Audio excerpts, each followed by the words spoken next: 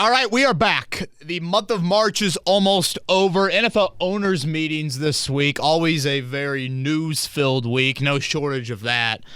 I would say the Lamar Jackson conversation probably is going to dominate a good chunk of this podcast. We haven't really gotten too in-depth on him. And obviously there were some Chris Ballard, Jim Irsay comments from the owners meetings that are relevant.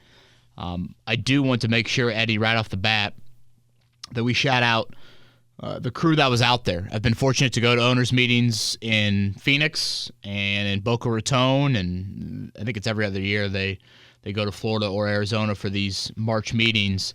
But it is such a great event from a media standpoint because the three big hitters talk. Your head coach talks, your GM talks, and oftentimes your owner talks. You don't get that really at any other event all year long. I guess the draft would be the only other time. So shout out to Zach Kiefer, Stephen Holder, Joel Erickson. I know JJ Stankovitz and Kevin Connors from Colts.com. They always do great work, but you know when you have a podcast like this, and I've been on the side of them, you have people that all of a sudden just talk about all the content that you got out there, and it's a bit awkward from a media standpoint. So kudos to them for getting all that, and we will talk a lot about the stuff that they've written and they've talked about and they've posted, so check out all of their work because they did a really nice job out there. Yeah, likewise, I want to echo the same sentiments. And a question for you when it comes to the owners meetings, what all entails? Like, what all goes on? Yeah, so typically we would get there like Saturday-ish. I remember going to an Arizona Coyotes game. Nice. Yeah, with the whole brigade one year, and it's the same year that Notre Dame and Butler played in the second round of the tournament. Pat Connaughton, a big block on Kellen Dunham to force the game. So what I'm gathering here is that you just need to go every year, right? Well, that would be a dream on many fronts. I remember Ryan Grigson and I chatting about hockey for his children. They were obsessed with Sidney Crosby, who was playing against the Coyotes that night. But basically, Sunday is kind of when things kick off. Typically, you will have a head coach breakfast. AFC will be one morning. The NFC will be the next morning, early in the morning. So we're talking like a 7 a.m. breakfast. All the coaches, picture a big hotel ballroom. All the coaches are at a table. You sit down at that table, and you can obviously bounce around to tables. You primarily would be at the Colts coach table. And you just throw questions. It used to be an hour. They've now shortened it to a half hour. But it's a great access. Obviously, if you have free agents that have spent time in other places, you go and ask those coaches about, those players, coaching, hires, etc. And then your GM and your owner, those are much more secluded sessions. It's not necessarily podium-like as we see at the Combine. It's much more of a Colts PR, kind of orchestrates that sort of meeting. And obviously, Eddie, outside of the media stuff, it's the only event all year where you have the three big people for each organization, and it's a lot of league meeting stuff. You see the rule changes of the number 0 for a jersey and, only one roster cut down now from 90 to 53. Those things are announced. So that's pretty much what the week looks like. And if I'm not mistaken, Goodell talked yesterday. Is that right? I think so. I think they're done. So, it's a very, Sunday night, let's bang everything out Monday, Tuesday, and let's go our separate ways. Because obviously, for a GM and head coach, there's a couple big pro days tomorrow in Florida and in Tennessee. So you would like to get back to some of that. But I know they alternated Arizona, Florida to try to appease the franchises on one side of the country or the other. But that's kind of a little bit of a rough sketch. They stay at the nicest resorts you can imagine. Oh, I bet. It's just like, Kevin, don't touch anything. The one year in Boca, the resort was, I forget what it was called, but obviously just beautiful, gorgeous. I'm like, again, don't break anything. And then Jim Irsay decided to rent a yacht. Oh yeah, I remember this. Yeah, Usher. Yeah, and he stayed on the yacht literally 40 yards from the NFL, from the hotel entrance. I'm like, boy, that's a different lifestyle. And it was, I'll never forget walking on that boat, and it was like automatic doors, and boy, we had to take off our shoes, and it was, swanky to say the least, man. So it's a great time. Obviously, you're in good weather during a time in here locally where it's not always the greatest. But for this podcast and just the NFL news cycle, it's just a great event in kind of a quiet period of we haven't had the Combine for a month. It's the first time to talk about free agents. And then again, in Irsay's case, and I guess we can just start there, Eddie. In Irsay's case, it's the first time he's spoken since the Shane Steichen presser. And if you remember, I mean, I don't think the Shane Steichen presser is necessarily the time and place to get into these big kind of philosophical thoughts about your organization and the future of it. Mm-hmm. Those tones of questions were asked by, Joel and Zach and Steven out there. We'll get to the Lamar Jackson stuff, but I want to start here just on Irsay comments. I thought it was the first time he has not acted like Chris Ballard's going into the Pro Football Hall of Fame tomorrow as a GM. He wasn't ready to measure the gold jacket quite yet. It was just a little bit of he's not on a quick hot seat, but the expectations are there. When a position of authority says something about someone underneath him, that tells me a lot compared to what Irsay has said about him, which I think is so important to go off of. Michael Jordan. Yeah, I mean, exactly. Thank you for that reference back to the fall presser when Jeff Saturday was fired and the MJ references. You mean Frank Reich? Sorry, when Jeff Saturday was hired, Frank Reich was fired, yes, back in whatever that was, early November. Certainly he didn't go there with tone. And, Eddie obviously contractually is under contract through 2026. I did think he mentioned, and I think we're used to it in this market as the Pacers have led us down this path, next year will be an interesting season. The NFL, so much of it is just wins and losses dominated, but next year will have a different feel, I think, for the Colts and how we evaluate it, how you define hope, how you define outlook. Are you going down the right path? Is their future bright? That will largely be how Chris Ballard is looked upon. So I think that will be really, really interesting. The tangible evidence of, no division titles and one playoff win and whatever the record is something under 500. That won't be as relevant. It will still matter to a degree because in year 7, when you've had 6 years to build, you shouldn't be trending in a negative direction. But I thought Irsay was pretty honest with a lot of those comments. So non-Lamar Jackson division, I thought that was the biggest thing Irsay really had to say. Yeah, I was about to say it's like the first time really where Irsay has kind of publicly come out and he's kind of embraced somewhat of a non-competitive weekly year to see growth from players. Right. Because I think in large part because of the quarterback position. Yeah, I think that's a good way to put it as well. We'll get back to Irsay in relation to the guaranteed contracts and the Lamar Jackson stuff in just a second. I want to shift to Ballard a little bit. Ballard was asked about trading up for the number 1 pick and basically said that they were not there yet as a franchise, that they were still doing work. They feel, he feels like there's enough draft depth at quarterback. I thought it was a very interesting answer in that they were not there yet.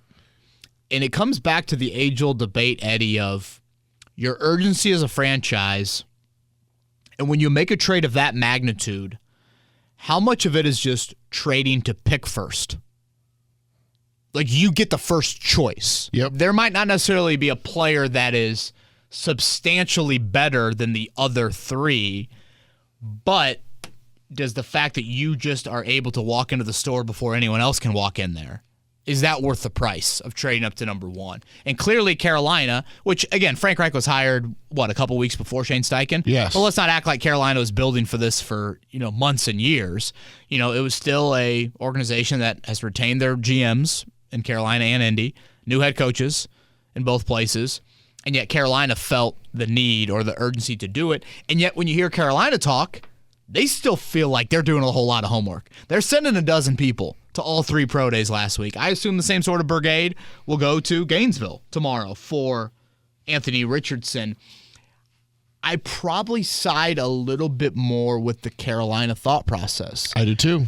Of if you wait, you might have waited too long. Is there a chance that you wait and no one really emerges? Without a doubt. But I find that hard to believe, like that would be the case, / I still think it's important to get as early of a choice as you can. It's costly. I'm not going to acknowledge that it's not. And, we had the debate a few weeks ago on this very podcast, Eddie, about I would argue that the Colts would have it would have been difficult for the Colts to drum up a similar type trade package like Carolina could produce, with DJ Moore being such a critical component to that.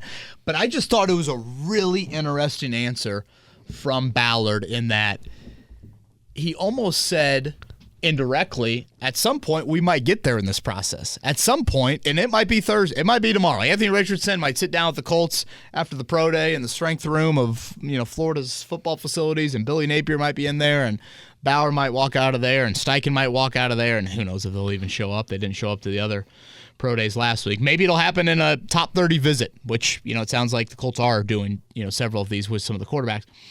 Maybe that'll happen then. But Eddie, if it happens on April 10th, and you're sitting there at 4 and 1 and 2 are locked in, like you can't get there, or you kind of bleep out of luck, that would be a concern that I would have with that.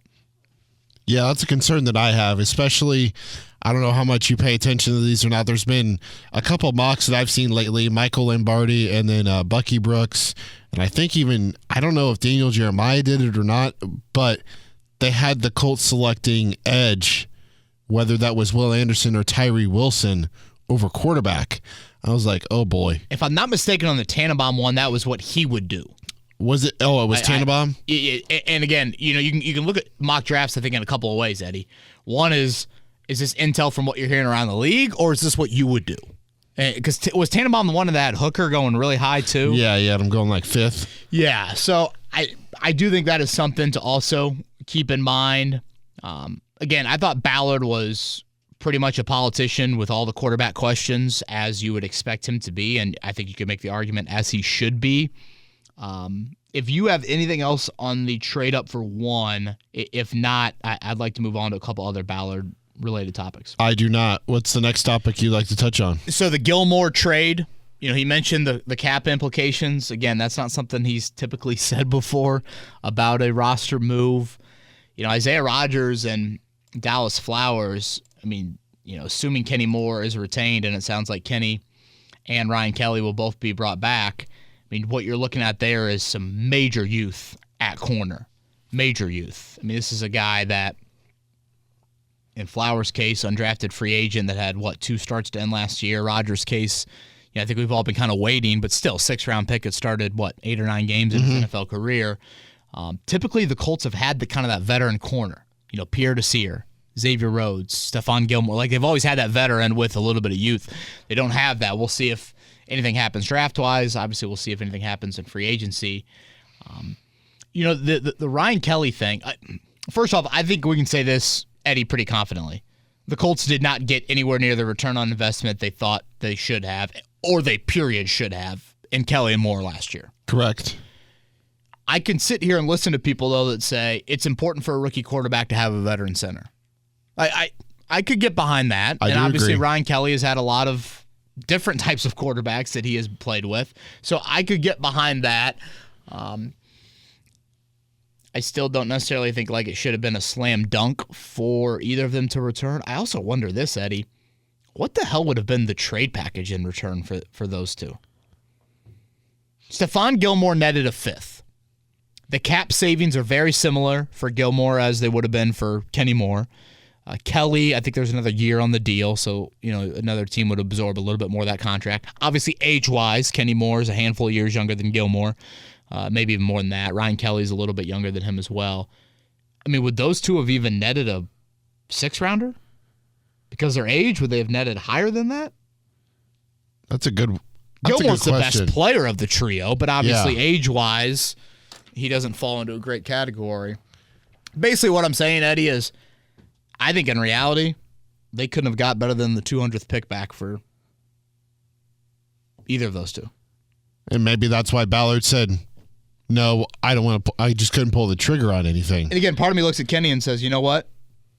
I think he's wired to bounce back. And don't you need some veteran presence? Right now, no Gilmore, no Roddy McLeod. So you're young at safety, too. We'll see how that plays out.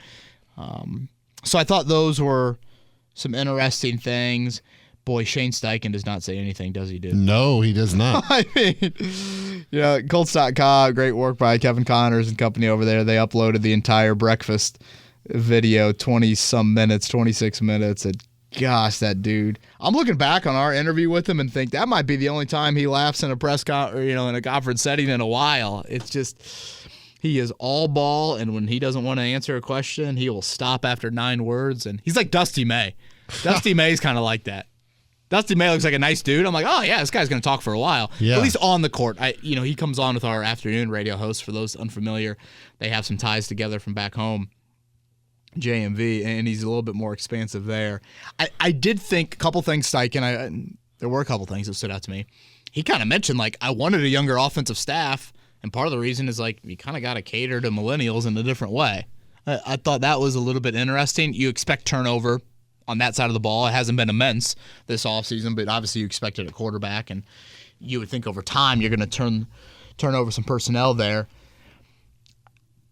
He keeps on coming back to, when always asked about quarterback, Eddie, he keeps on coming back to neck up. Do they love it? How they're wired. How they're wired, man. The guys that love it, the guys that love the grind, love the process. In a way, there's physical attributes in all 4 of these quarterbacks that you love.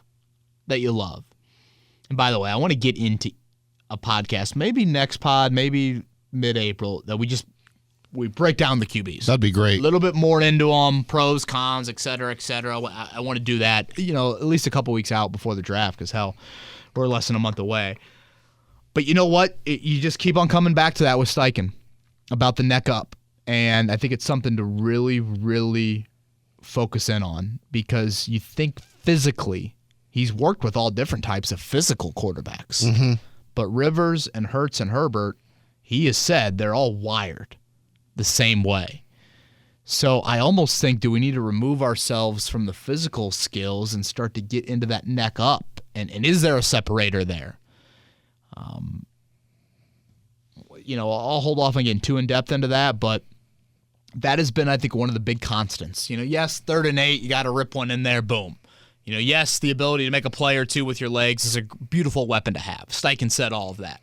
But the thing he says most frequently about the QBs is between the ears and his neck up. And again, that's, to me, Eddie, is I don't give two you-know-whats about these scripted pro days. Do not show me one highlight of C.J. Stroud or Will Levis throwing the ball in these pro days. I don't care. What I care more about is, first off, I'd care a lot more about a private workout when you dial up throws that you don't think these guys can make, and now you get them out of their comfort zone. The pro day, again, they can script however they want to. And then 2, you obviously get them into your own building, and now you start to put them to the test of, all right, how are you wired? Are you going to be the one that, Peyton Manning looks at Bill Polian and says, if you don't draft me, I'm going to kick your ass for the next decade, et cetera, et cetera. That's the stuff that I think I'm more curious about. Anything on that front, Eddie, before we get into Lamar? No, I was just going to say that maybe that's also why we don't see Ballard or Steichen out at these pro days, is because they much rather have a top 30 visit with them and have the one-on-one time to talk ball, watch film and break stuff down and be like, all right, here's this play. What do you see? And what was the read and anything like that? Some of the pro day stuff, I'm like, how much is this a show? I mean, the Seahawks are like taking selfies with all these dudes. I know. It's like, is that real? Is it not real? The Geno Smith's guarantee? David Tepper's paying for a lot of dinner. Yeah, a lot. And bringing the wife. First off, when's the last time an owner shows up to pro day? I've never seen Ursay at a pro day. Never seen owners, period. And then you bring the wife. I mean, and doesn't Frank just look happy all the time now? God, Frank looks like he's just got a new puppy on Christmas morning, and he's just chasing after it in the backyard. He looks like Tiger when he puts on the green jacket. Hey now, do not tease me. Master's pick. I'm going to need it out of you next week on the pod. All right. Oh, boy. All right, let's get into Lamar Jackson, and let's start here, Eddie. Pros and cons. I wrote a piece up on our website about Lamar on Tuesday. 1075thefan.com. Thank you for that. We'll get into Ursay's comments, which I found very interesting, here in just a second. I think the pros are rather obvious, but you would obviously be taking a huge swing at a very talented, dynamic, unique quarterback, and that's something you haven't done in quite a while. You'd be giving Shane Steichen, again, a really rare piece. And Philly had a really nice rushing attack last year. Obviously, Hurts was good, and their O-line was good, but Lamar's different than even Hurts as a runner. And him and Jonathan Taylor, that would strike some fear into a defense, that would make a defense think. I would argue Colts opposing defenses have not had to think too much about defending them in years past, particularly last year. So all of that, I think, would be super, super enticing. Lamar is accomplished. He's been there. He's been in playoff games. So the fear factor, which I think you never truly know until the guy gets in the NFL, that wouldn't be an issue or debate for you. I don't know if this matters a whole lot, and maybe it's just, I think there are some fans at Eddie that just are like, I just want to see a splash. Yeah. Well, yeah, but there's a lot of ramifications that we should probably account for before we just look at it like that. It almost seems like the Colts players are there. I mean, they're all liking all these tweets on Twitter. We all see them of Lamar. You know, I mean, and again, is it just like, hey, I'm so sick and tired of quarterback, just do something. Just do something. And Lamar obviously would be something. And you know what? Those Colts defenders, they saw it firsthand when Baltimore faced Indy a few years ago on Monday Night Football. So I think the pros, again, kind of speak for themselves. He's only 26, so it's not like he's a 32-year-old. We can get into the debate of how long he would play or how long he would play at this level. But I think the pros are rather obvious. For me, the biggest con starts with his injury playing style. When the injuries have occurred and where the injuries have occurred, Eddie, he has been hurt in each of the last 2 Decembers, where he has ended up being shut down for the rest of the year. The injuries were an ankle and a knee. Both on sacks. When and where? When I say when, 70-some% of the season is gone. Yep. And the wear and tear naturally is there, and he gets hurt. The wear, think of the body parts, Eddie. This isn't a shoulder. This isn't a finger. This isn't a concussion. This is lower body on a dude that his lower body's as rare as arguably anybody we've ever seen play the position. And you need him to be at that peak level. So the most critical games of the season, you haven't had him on the field. If you want to get a little nitpicky, which I think you have to when you think about what you'd be giving up for him, the passing numbers have started to dwindle a little. The efficiency of it, the accuracy of it, it's not crazy alarming, but it has started to go down a bit. And then again, think about it like a Madden video game rating. When the 99 speed becomes 92, that puts more pressure on him as a passer. The defense maybe feels like, hey, we don't need to commit, 22 to the run game. We'll commit 20 and a few more to the pass game. And now all of a sudden, does that expose his passing to where you're not getting the elite dynamic MVP level? I get he's an MVP-type talent. That was also a couple years ago. That was also before the injuries. And again, MVP at 22 or 23 doesn't mean you're MVP at 27, 28. So I think you have to factor that in. The other con I would have is, and again, I wrote this on Tuesday before the Irsay comments, but Irsay kind of mentioned this as well. The money, and then going off of that, Eddie, do you have enough around him? Are the Colts a playoff team with Lamar Jackson? I'd say yes because of their schedule. They play the NFC South. Yeah. Obviously, from a division standpoint, you would certainly put the Colts ahead of Tennessee and Houston, I think. Yes. With Lamar Jackson. But, Eddie, you paused for a couple seconds before giving your answer, as I did when I asked myself that question a few days ago. The pause means it's not a slam dunk. And if I'm getting Lamar Jackson and the deal is, let's just say it's 3 years, and then he hits free agency again, which is probably worth pointing out, and you're giving up 2 first-round picks the next 2 years, and you're handing out a huge sum of money from a cap standpoint, and you already barely use free agency, how are you going to build around him? How are you going to add to that? Baltimore wasn't a slam dunk playoff team. Now they're in a much better division. But still, I think that's a question you have to ask yourself. And I don't know how much this should matter, Eddie, But, and we might just be prisoners of the moment here. Yep. But, Eddie, have we ever been 13 months removed from a draft and heard this much chatter about two quarterbacks in Caleb Williams and Drake May and Marvin Harrison Jr.? I don't think we've had it to this extent. Certainly there was a little bit last year with Bryce Young. Yeah, a little, but I don't know if Stroud was all the way there yet, or even if Will Anderson was viewed. And maybe before that it was Trevor Lawrence. Yes, but again, Zach Wilson wasn't there. You didn't have that wideout that would fall into that group. I'd be a little hesitant to remove myself from the 2024 draft in round one. And again, you'd be doing that by giving up a first-round pick. Yeah. And, Eddie, we're not even there to who else could potentially get to elite status in that draft class. Who makes the big jump?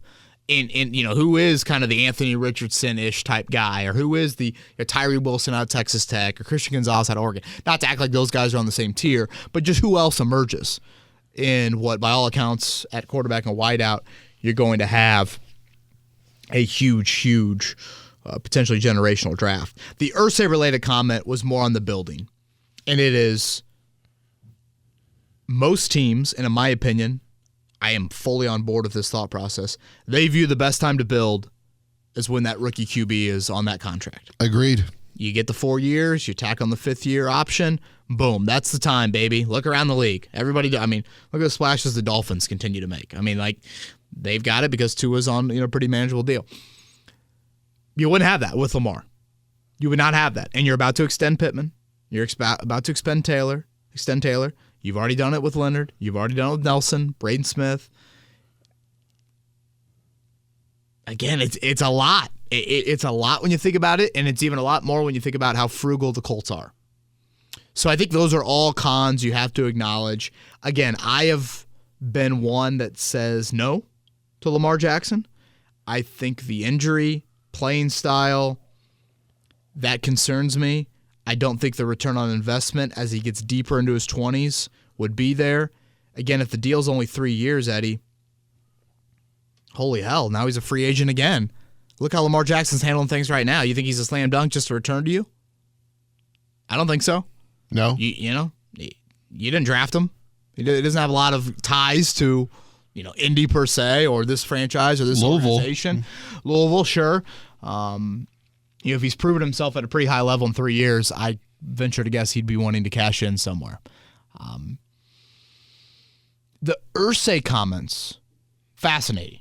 Regarding the guaranteed money aspect of this? Yeah, let's start there. And again, shout out to our colleagues out there. I believe Stephen Holder mentioned that he asked this question to Jim Irsay, and there was no Lamar Jackson mention in the question, obviously. I think you can put two and two together and realize what was being asked there. But I thought I've felt all along, Eddie, that this debate was almost a moot point because I never thought Irsay would pay that type of money. And by that type of money, I mean guaranteed up front. Yeah. And who knows, maybe Lamar will get to a point where it's like, dude, you're not getting that. So you've got to back off that if that's what you want. But as of now, let's just continue with the hypothetical. Irsay, I thought, took a bucket of water and looked at the fire of Lamar Jackson and the Colts and just poured that water right on top of it. I thought right on top of it. The quote about the guaranteed contracts from Irsay.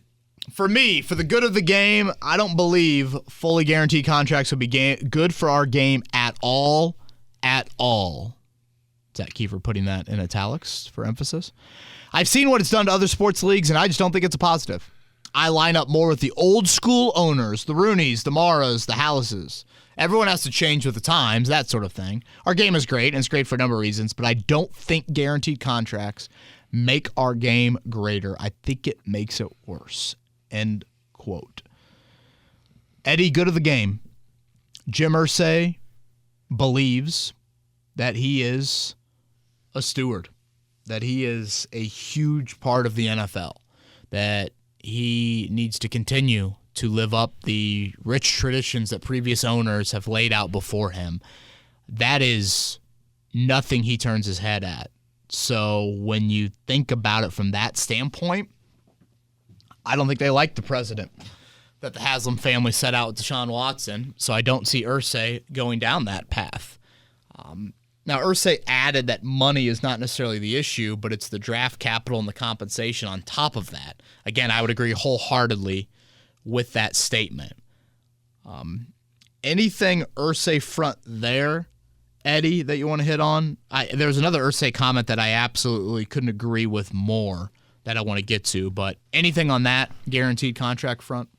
No, but that just seems like the same thinking of the rest of the owners as well, is that they want the Deshaun Watson contract to be the exception, the anomaly. Not the norm, because they don't want the players having so much authority or control over things. Sure. Which, that sounds like a nice labor talk in 2030 when the new labor deal is hashed out. The comment that I could not agree more on with Irsay from the owners' meetings is something that I have said for several years in this podcast, Eddie. Hashtag team draft a quarterback. It's where I've always been. I think it's the path you have to take. I think it gets you down the path that is the best one to go down to get what Irsay wants. And Irsay said it again this week. And I know people laugh at it, and I know people say, you haven't won a division since 2014. Whatever. The ambition to win 2 Super Bowls is exactly what the owner should want. Yeah. Now, you've got to get other places before you get there, but that should be the top of the mountain. So I'm good with it. Nice reference. I'm good with it. Now, to get there, again, you got a whole lot of work to do, but in my opinion, the path to go down is the path of drafting a quarterback. Here was Irsay's comment. Again, this courtesy is Zach Kiefer's piece on The Athletic. Quote, when you have a rookie quarterback, it gives you the opportunity to build a franchise for the first 3 or 4 years. If you have a rookie QB, you know you're going to have a chance for those years to really have extra dollars to make your team better. He then later added, we're looking for the future guy, and we want that guy to be here for the next 10 years. Eddie, could Lamar Jackson still be playing football at 36? He could. Definitely. But I'm not willing to bet on it, and I'm not willing to bet he's going to look like the same QB he's looked like through the first handful of seasons in the NFL. So when I hear all of that, I see a bucket of water, I see the Lamar Jackson Colts fire, and I see the bucket. I remember Irsay doing the ice bucket challenge back in the day with Andrew Luck, actually. I believe Andrew Luck poured the water on Jim Irsay. It's one of the greatest images out there. Please go and find that if you want to laugh on this Wednesday or whenever you're listening to this podcast. I don't hear Lamar Jackson from Jim Irsay. I do not hear it. I could be dead wrong. That's my opinion. I don't hear it, and I'm good with it. That's him swiping left and not right. Thank you for that. I've been to a couple Tinder weddings, by the way. It's been very beneficial how social media has led to strong success on the relationship front. Eddie, think back to January. 7 AFC playoff teams, and what was the common thread with all 7? All were under the age of, 27? All QBs under the age of 27, all QBs drafted by that team. I think that might be more important than the age. I mean, the age, sure.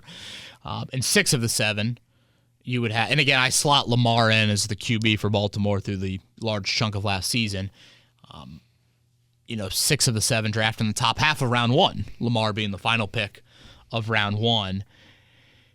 I found it really interesting that I posted the story to our website, started thinking about the podcast idea for Wednesday. 1075thefan.com. Thank you. Second time on that. I get an email from one of those betting sites, and it's Lamar Jackson props. I get those too. Yeah, I'm like, this is interesting. So I start scrolling through them. Did you see the over-under on games played for Lamar Jackson for this season? No. Can I guess? Sure. So it's 17 games, right? Uh-huh. 13.5. The over-under from this Vegas site was 12.5. Ooh, it was close. Eddie, think about that. Let's say Vegas is spot on with that over-under, as they typically are with things. Let's say he plays 12 games, 13 games, whatever you want to call it. That means he's missed a quarter, potentially a third of a season.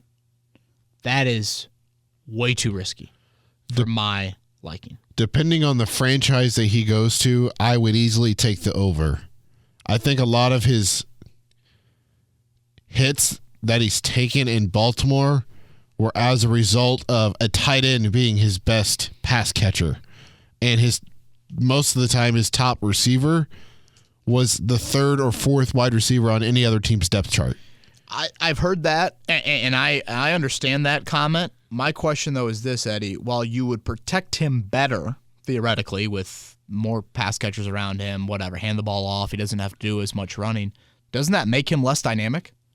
Doesn't that take him from Lamar Jackson, all caps, to maybe just a couple capital letters if he's not? Like, peak Lamar Jackson is, I'm a threat to do something with my legs that the NFL has never seen outside of Michael Vick on a down and down out basis. If you dial that back at all, it's the whole Andrew Luck argument. If you tell Andrew Luck to start dumping the ball off, you don't allow Andrew Luck to fully be Andrew Luck. There might be some positives. He might be healthier, but the ceiling might not be as... Imagine telling Patrick Mahomes he can't scramble. Oof. Imagine telling Josh Allen he can't get out of the pocket. You know, you're going to dial that back. Couple other things on the Irsay front before we move on. First off, I thought it was very interesting how super positive Baltimore was about Lamar Jackson.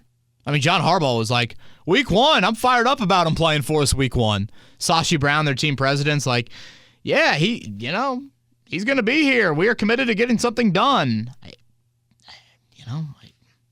I guess. Eddie, I don't know if you know this or realize this or how much of our listening audience does, but do you know which member of the national media that I think it's fair to consider is probably the closest to Jim Irsay? I would say ESPN. Chris Mortensen. Chris Mortensen's tweet from earlier this week. A few teams, owners included, have discussed Lamar Jackson's case. One team was hesitant. Re number of games, snaps, and practices missed last 2 to 3 years versus the money invested. Also wonder whether his sleep habits and nutrition contribute to his absences. Nobody speaks ill of his character. End tweet. I'm not going to get into the sleep habits and nutrition debate. Oh, come on. You know, I took my shirt off last Thursday on the show, and I've had some wondering about my nutrition habits. So I don't know if I'm one to speak to that. I'm going to venture to guess, Eddie, that there might be some Jim Irsay stuff behind that tweet in relation to the hesitancy over the number of games, snaps missed, etc., etc. I think that covers everything on the Lamar front. Anything else? Just trying to think of potential suitors. Is it the Falcons? Falcons. Lions, haven't they been mentioned? Lions, Commanders, maybe. A little bit of a dark horse. But like... Anybody else in the AFC? Tennessee. That'd be my only guess. Very similar to Baltimore. Yeah. Yeah, Tennessee. New England? I saw that Meek Mill texted Robert Kraft and said, hey, go get him. How great is that line? Yeah. I saw Meek Mill texted Robert Kraft. Well, you know what?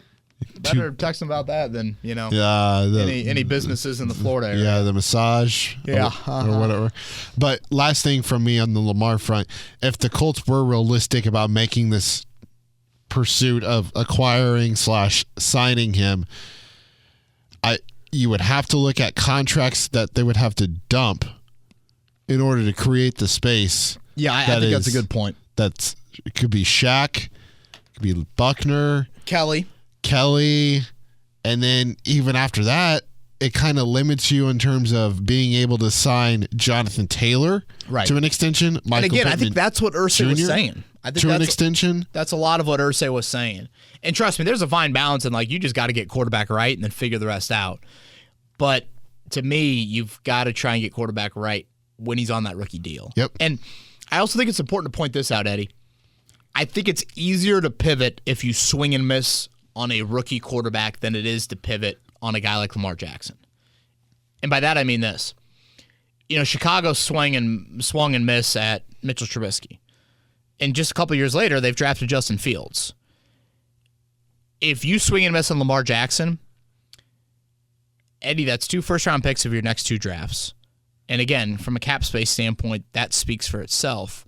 And even if Lamar kind of works out, then you're back drafted in the same places you've been drafting. Yeah. Late teens and early 20s. And you're stuck in quarterback purgatory, and your ability to pivot isn't going to be there. As bad as it sounds, if you're bad with a rookie quarterback, you usually are really freaking bad. So you're going to be up in the top 5, top 10. And again, you would maintain your first-round picks. So that, I think, is something if the Colts draft Will Levis or Anthony Richardson and he plays and let's just throw out crazy hypotheticals. It is Zach Wilson times 10 bad. The Colts go 2-14, 2-15, whatever. There's an off-the-field incident. Let's just get real crazy with it all. Well, you're 2-15. You're going to be drafting pretty darn high to go ahead and take Caleb Williams, and you haven't handed out all that money. You haven't given up 2 first-round picks, so you can quickly pivot. It's an embarrassing season again, but Rosie Bowen won't care if at some point in her elementary years she can cheer for the Colts as a winner. When you said pivot there, it made me think of Friends. Yeah? And Ross going up the stairs with the couch yelling, "Pivot! Pivot!" Friends, top 4, 5 show That's one of my favorites. of our-ish age. I know we're not the exact same age, but general vicinity with that. Anything else, Eddie? It does sound like Jim Irsay kind of signs off on the Chris Ballard free agency approach, which... Sigh. Yeah, I think that's probably a good way to put it. A lot of scar tissue, I would think, from Mr. Grigson. That's one way to put it. You ready for Twitter questions? Yes. Yep. We've got 9 of them. Steven is up first. If Jim Irsay says he wants to win multiple championships, wouldn't Lamar Jackson give him the best opportunity to do so, even if all the quarterbacks on the board at number 4? How many years ahead could you trade picks? Example, could we send 2025 plus 2026 first-round picks and get Lamar? Again, the best Colts media podcast in the world. Appreciate you and Eddie G for what you do for the fans. Never missed a pod yet. Look at that. You said Steven? Yeah. Outstanding. Thank you for that. He even included me. I feel nice and warm. As he should. This is a teamwork here on Kevin's Corner. Now, correct me if I'm wrong. Yes, I think if you wait after the draft, you could send 2025, 2026 for first rounder, so you could go down. Excuse me. If you wait till after this draft, you could send 24 and 25. I don't think you can get much further in the future with that. I don't know how the renegotiation or anything like that could look. Again, I'll go back to the question I asked earlier. Are you a playoff team with him? I think it's a debate that you at least have to have. As far as the give you the best opportunity to win 2 Super Bowls, I mean, Eddie, you didn't win 2 with Manning. The Chiefs just won their second with Mahomes. Is Lamar Jackson really the best opportunity? And again, I get that his playoff resume honestly probably has some Peyton Manning similarities to it from his early in his career. That's probably where I'll stop the Manning and Lamar comparisons. I just how I view the ability to try and win multiple Super Bowls is I need to be standing at the dartboard in line for a decade. And I need to be each year getting a chance to throw that dart at the board. For the bullseye. So if I get a decade, my goal and my thought process is I'm going to hit that bullseye twice. But I need to be there for a full decade, probably. I mean, think about it with Manning. If he would have won his second, it would have been in 2009? That was 12 years into his career, 11 years into his career? That's a long time. So, again, that is what I think you have to remember about this is I view it in the lens of Lamar Jackson is a wonderful talent, and does he give you the best chance to win 12 games next year? Yeah.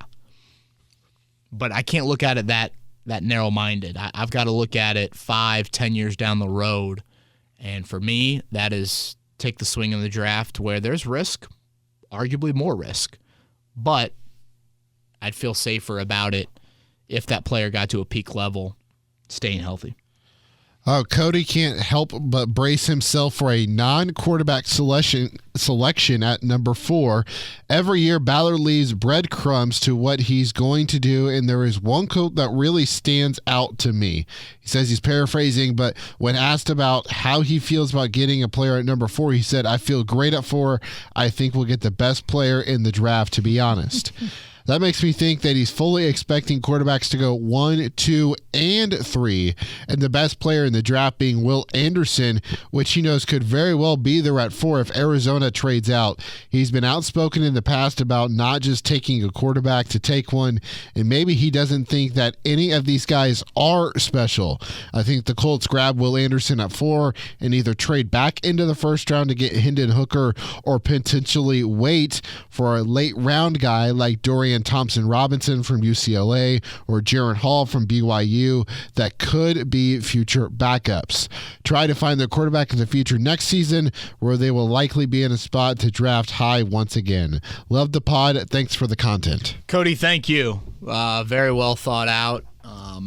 And I'll start here. There's certainly past precedent from Chris Ballard that indicates this question being worthy of asked. I mean, without a doubt. So I do think it's relevant that the question's asked. And Eddie, I'm not going to lie, man. Ever since Carolina traded up to number 1, whatever that was, 3 weeks ago, I've thought to myself, what if you penciled Will Anderson in for the next decade with 10 sacks? With 12 sacks each year. Doesn't matter if you don't have a quarterback. That would be the touche. That would be the devil's advocate to it. Let's just focus for a brief second on Will Anderson, giving you an edge rush of a dozen sacks you haven't had in quite some time. It'd be really nice to have, right? I mean, that's a position of critical importance. It would be really nice to have. So I could just hear her say, here's our next Dwight Freeney, man, or our next Robert Mathis. I think the hypothetical has to be asked. This question has me thinking back to, I think it was Burke. Burke, a listener, sent to me something to the effect of, like, Ballard owes it to the franchise to talk to Lamar. By the way, I would talk to anybody. I would talk to Lamar. I mean, I am such a big believer in you talk and you answer and you field calls for everybody and everything in the NFL. Aaron Rodgers? Intel. Do it all. Everybody. Everybody. Tom Brady? Everybody, Eddie Garrison. Ballard owes it to the franchise to talk to Lamar. I would alter it and say you owe it to the franchise/fan base to take that long-term swing at quarterback and to alter your approach. Like, that to me is where you have to look in the mirror and be like, okay, for 6 straight years, I've been the head salesperson and we have not met our goals in any of those 6 years. We're going to start a 7th year, and I'm going to use the same damn deck that I've used for the last 6 years. Yes. It's like it's gonna change, Kevin. It's like the gif of the substitute teacher that keeps on walking in with the same day, just wearing like a different color shirt. He's got the same old thing, and he's walking in every single day. Like, the definition of insanity is what?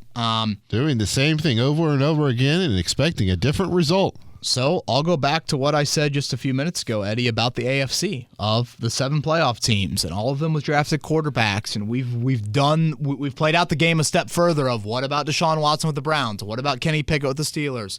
What about Mac Jones with the Patriots, if you want to go a step further? And that's not even factoring in, which again, this might be wishful thinking. That's not even factoring in. What if Aaron Rodgers and the Jets make a 1-year run? What if Russell Wilson and the Broncos make a 1-year run? What about Jimmy G and the Raiders? Like, I don't think so, but like, you Herbert just don't. In the Chargers. Yeah, I mean, Herbert and the Chargers. Well, they were a playoff team, so they would already qualify into that group. I've just never seen the AFC like it. So the market calls for it. And that's where I sit here and just think, you can't have a season as sucky as last year was, as embarrassing as it was, sit there at 4 overall and not try and take a swing at generational. You're going to need development. It's no guarantee, but I think you have to attempt it. Do I have to lobby up the questions Mitchell has asked here? Oh, is this the Tiger one? This is, not just Tiger, it's Notre Dame too. Was Mitchell, was that my burner? I don't know. My burner I was going to ask you the same thing. Okay, it's Michael Mayer related, right? Yeah. Start just with Michael Mayer, then we'll go to Tiger. I'll just do it all for you. That way the listening audience can have full context. Well, I want to make sure we give proper attention to the golf, as the audience I know loves. So just ask the football one. So that we go ahead and draft quarterback at 3 or 4, no matter who the quarterback is. Would you be mad if the next pick was a tight end over a wide receiver? I think Jelani Woods takes a step forward next year, but if Michael Mayer falls a little bit, I'd try to trade back into the first to grab him. I know it's wishful thinking, but that would be a hell of a tight end room. So would you rather draft tight end or wide receiver at 35? It's really interesting, Eddie, how just tight end has grown into this position of, obviously great draft depth, but, some great playmaking talent. I probably just kind of like pass catcher. Travis Kelce, Dallas Goedert, Kittle, Ertz, et cetera.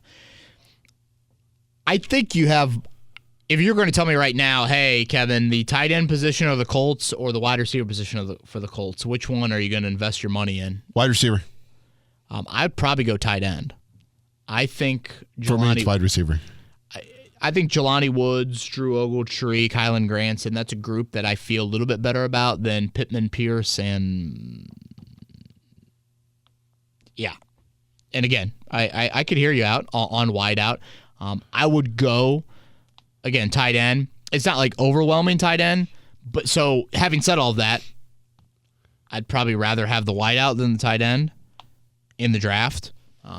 If they happen to take a tight end, I'm certainly not going to be one that's like opposed to it because, again, Drew Ogletree, as much as he was great in training camp, I mean, he still was a 6th-round pick, and there's still major questions about him.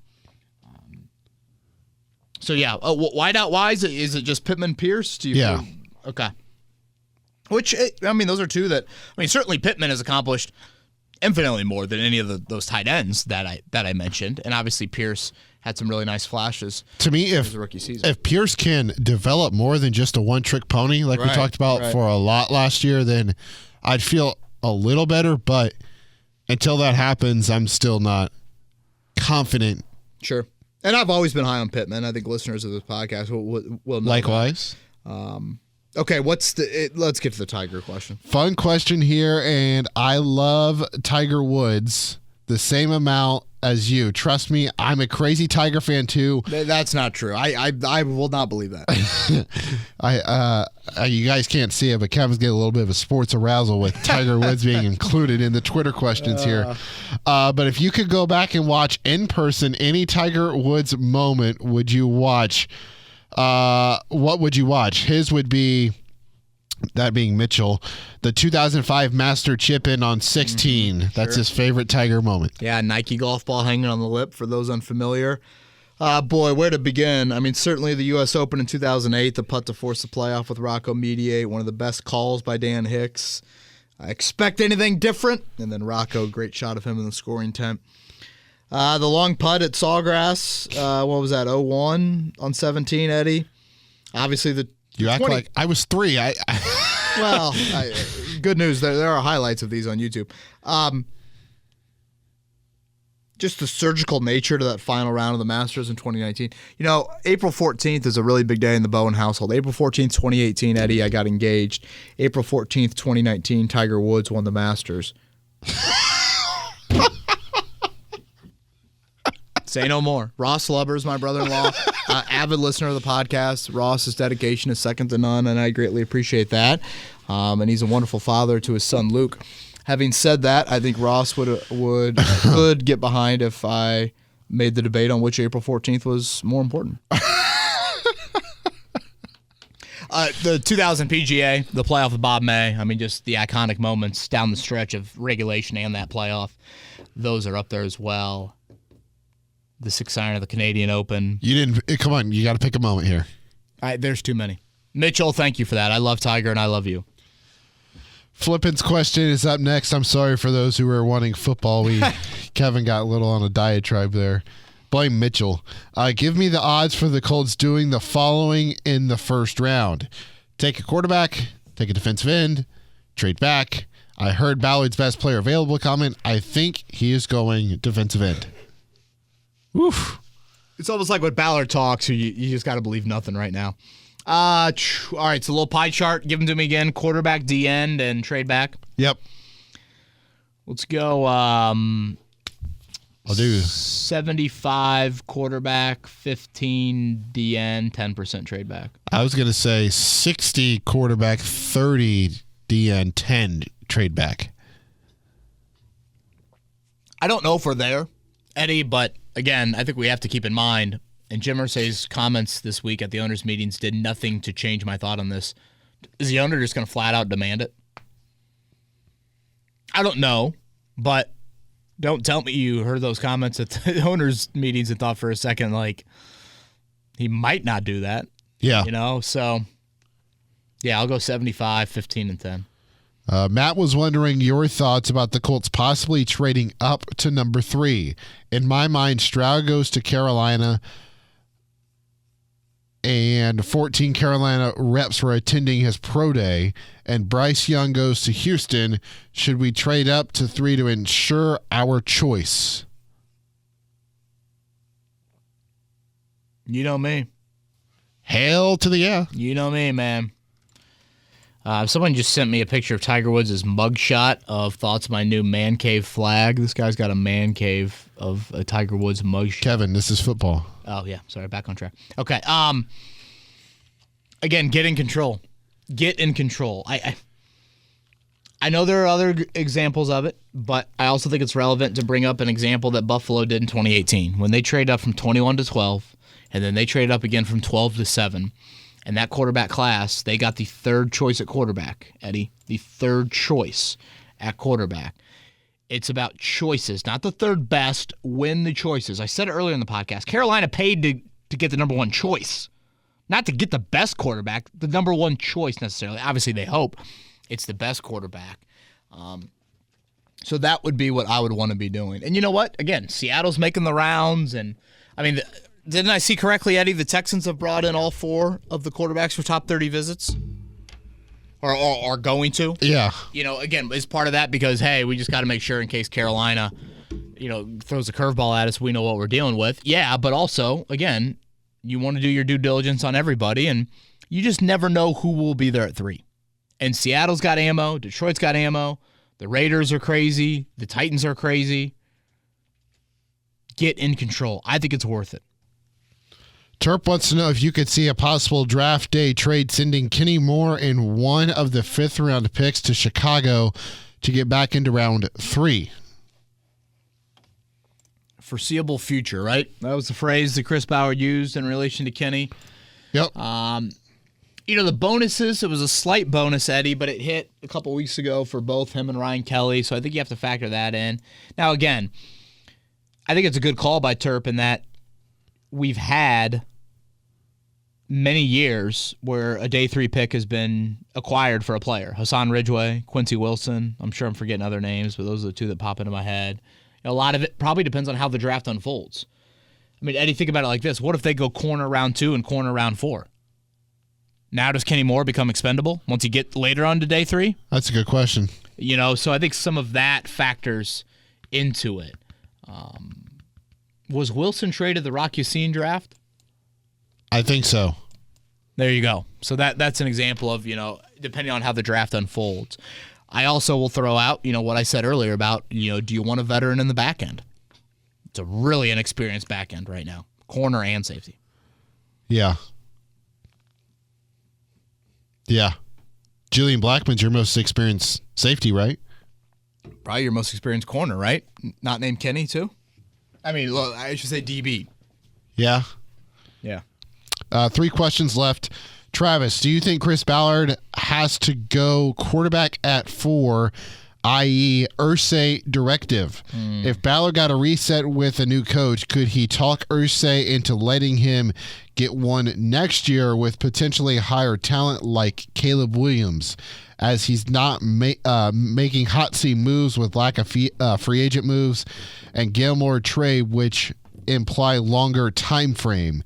It does fit his philosophy. Don't reach at quarterback just because of need. As Eddie mentioned, go defensive end if quarterback goes 1, 2, and 3.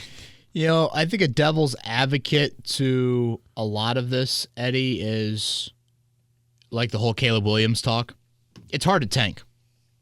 You know? It is hard to tank. When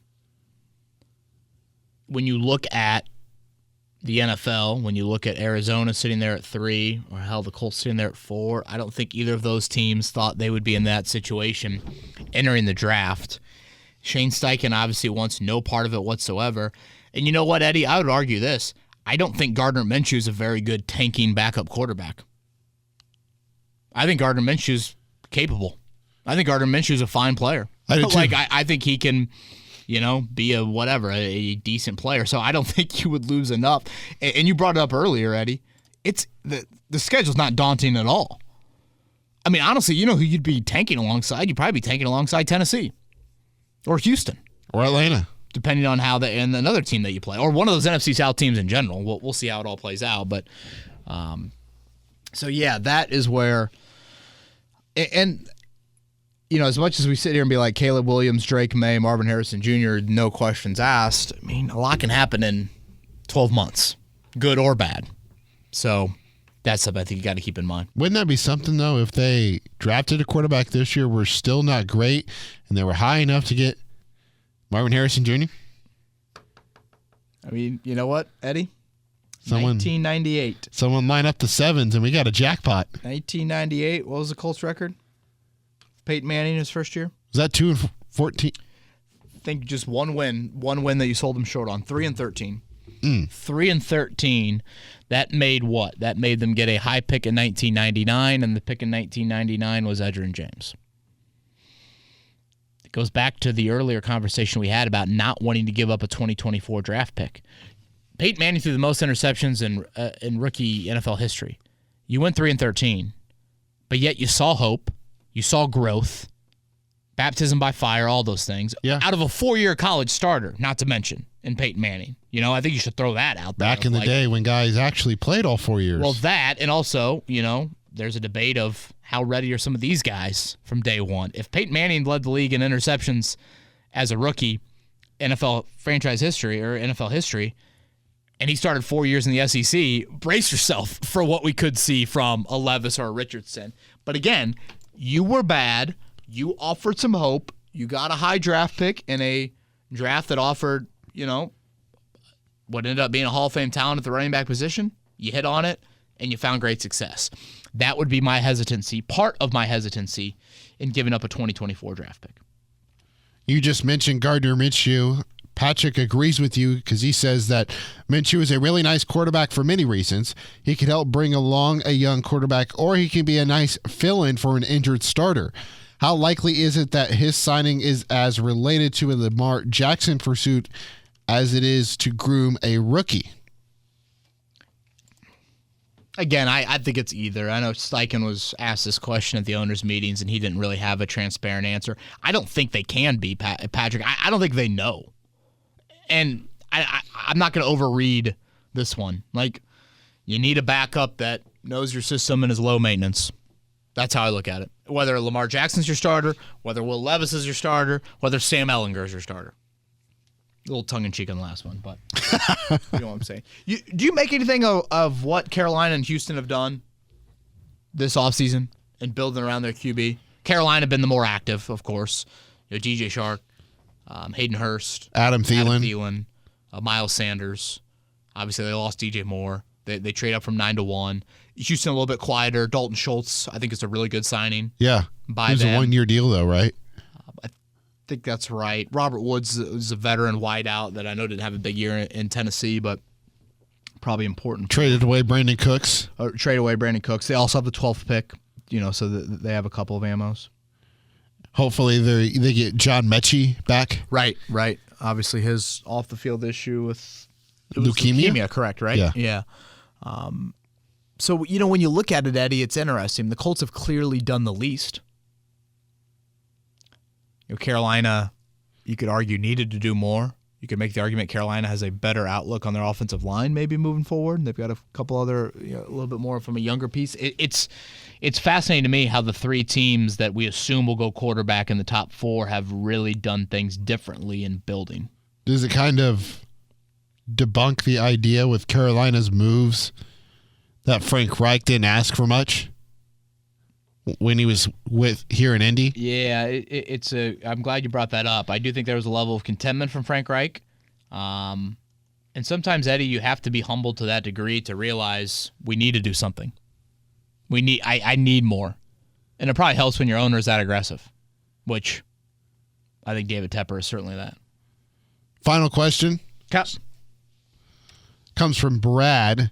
I was reflecting back on an old episode where you said Jim Irsay is likely keeping Chris Ballard because he's a highly respected talent evaluator.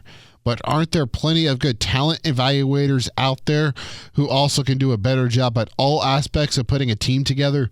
Howie Roseman comes to mind in that he doesn't do well, or that he does well in the draft, does well in free agency, does well getting extra draft capital, building tradable / blue chip talent, and takes good risks that pay off.